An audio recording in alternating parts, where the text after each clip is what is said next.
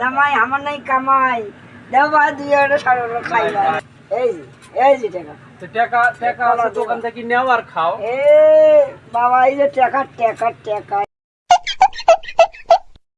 কি করে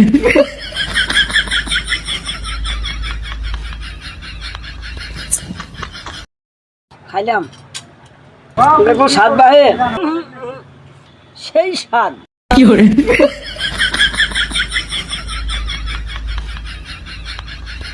গোটাল কান দেখেন খাবার পাবেন